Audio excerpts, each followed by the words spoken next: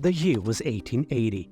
Italy was getting overpopulated, politically unstable, and the economic hardships were on peak.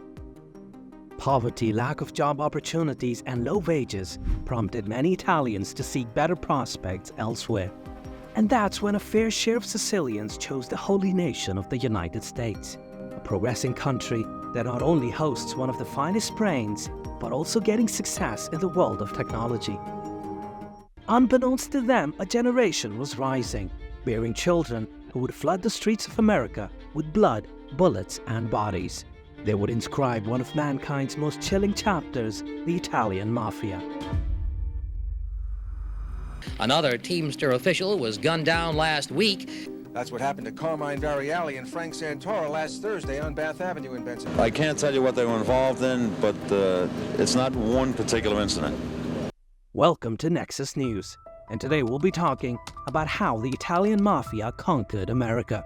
The story of how the Italian Mafia conquered America is a tale steeped in history, culture, and a complex web of socio-economic factors. Originated in the rugged hills of Sicily, the Mafia, or Cosa Nostra, evolved over centuries into a powerful criminal organization that would leave an indelible mark on American society. From humble beginnings to Hollywood notoriety, the Mafia's journey to dominance in America is both fascinating and sobering. To understand the Mafia's rise in America, we must first delve into its origins in Sicily. Emerging in the 19th century, the Mafia initially operated as a secret society, wielding influence through clandestine networks and enforcing its own brand of justice in the absence of effective state institutions. The Mafia's code of omerta, or silence, ensured loyalty and secrecy among its members, laying the foundation for its expansion beyond Sicily's borders. The late 19th and early 20th centuries saw a wave of Italian immigration to America driven by poverty, political instability, and the promise of a better life. Many Sicilian immigrants brought with them the traditions and structures of the Mafia, finding fertile ground for their activities in the thriving cities of the United States. Italian neighborhoods, or Little Italies, became hubs of Mafia activity, providing cover and support for criminal enterprises. The enactment of Prohibition in the 1920s presented a golden opportunity for the Mafia to expand its influence and wealth. With the demand for alcohol soaring and legitimate channels cut off, organized crime syndicates seized control of the illegal liquor trade. From speakeasies to smuggling operations, the Mafia's reach extended into every corner of American society, lining its pockets with profits from bootlegging. In the 1920s, Italian Mafia families initiated intense conflicts to gain absolute dominance over the lucrative bootlegging trade. This period witnessed violent clashes, as Italian factions clashed with Irish and Jewish gangs for control over bootlegging operations in their respective territories. Notable confrontations included Frankie Yale's skirmishes with the Irish-American White Hat Gang in New York City and Al Capone's infamous massacre of the North Side Gang in Chicago. By the late 20s, New York City saw the emergence of two major organized crime factions vying for control over the criminal underworld. One faction, led by Joe Masseria, rivaled another led by Salvatore Maranzano. This rivalry sparked the Castellamarese War, culminating in Masseria's assassination in 1931. Later, Maranzano restructured the New York Mafia into 5 distinct families. As the inaugural leader of the American Mafia, Maranzano established the organization's code of conduct, devised familial divisions and structures, and implemented dispute resolution protocols. But Maranzano's audacious bid to anoint himself as the ultimate boss, demanding tribute from all families, was met with resolute defiance. Within 6 months, Maranzano fell victim to assassination orchestrated by Charles Lucky Luciano. He was a former associate of Masseria who had defected to Maranzano's side prior to orchestrating Masseria's demise. As Prohibition ended, the Mafia diversified its operations, branching out into gambling, extortion, and labor racketeering. As an alternative to the previous despotic Mafia practice of naming a single Mafia boss as capo di tutti capi, or boss of all bosses, Luciano created the Commission in 1931. It was a governing body composed of top mafia bosses with the aim of looking after territories and resolving disputes. The mafia's grip tightened on key industries and institutions, infiltrating businesses and corrupting politicians to further its interests. The mafia's rise to power in America was not without bloodshed and brutality. High-profile assassinations, such as the St. Valentine's Day Massacre in 1929, captured the public's imagination and solidified the mafia's reputation for ruthlessness. Fear and intimidation became tools of the trade, as rival factions jostled for control of lucrative territories and criminal enterprises. The rise of power that the mafia acquired during Prohibition would continue long after alcohol was made legal again. Criminal empires which had expanded on bootleg money would find other avenues to continue making large sums of money. In the mid-20th century, the mafia was reputed to have infiltrated many labor unions in the US. This allowed crime families to make inroads into very profitable legitimate businesses.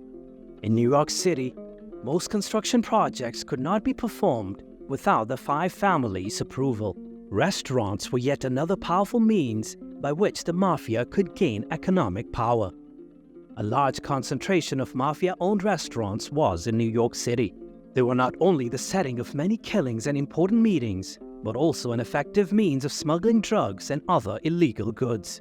From 1985 to 1987, Sicilian mafiosi in the US imported an estimated $1.65 billion worth of heroin through pizzerias, hiding the cargo in various food products. Another one of the areas of the economy that the mafia was most influential was Las Vegas, Nevada, beginning just after World War II with the opening of the first gambling resort, the Flamingo. Many credit the mafia with being a big part of the city's development in the mid-20th century. Large profits from casinos, run as legitimate businesses, would help to finance many of the illegal activities of the mafia from the 50s into the 80s. The 60s were also when the mafia's influence in the Las Vegas economy began to dwindle. The Nevada state government and federal government had been working to weaken mafia activity on the Strip.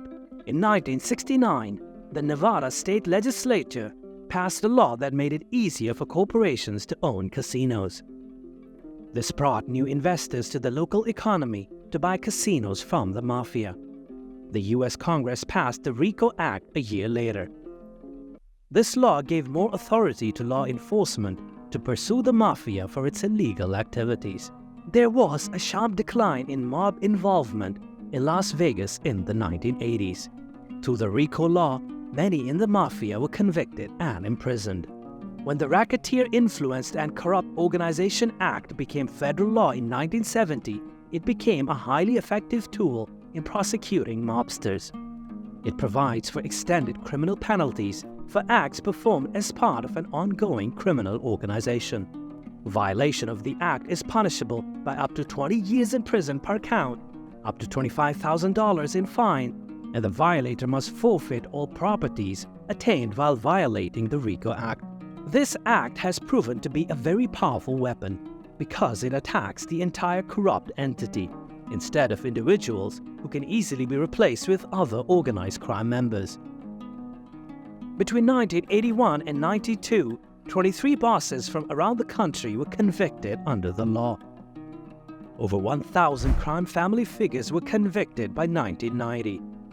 A high-profile RICO case sentenced John Gotti and Frank Locascio to life in prison in 1992.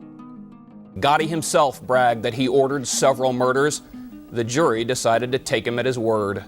The sentence was thanks to informant Sammy Gravano, who testified in exchange for immunity from prosecution for his crimes.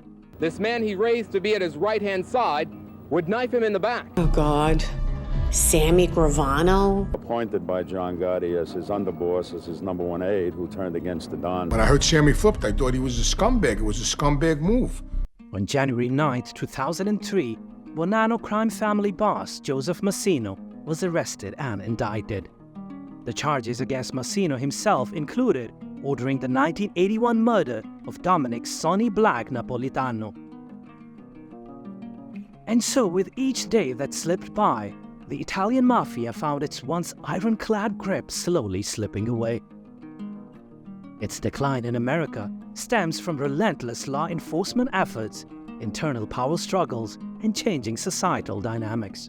High-profile prosecutions under RICO laws shattered the Mafia's organized network, weakening its grip on key industries and territories. Infighting among rival factions further destabilized the organization, eroding trust and cohesion. Changing cultural norms and economic shifts have reduced the Mafia's allure, as younger generations turn away from its traditional criminal lifestyle. As a result, the once formidable Italian Mafia has lost much of its influence and power. It is now relegated to the shadows as law enforcement continues to dismantle its remaining networks. And with that, it's time for us to call it a day. But we do hope that you liked the video and found it informative.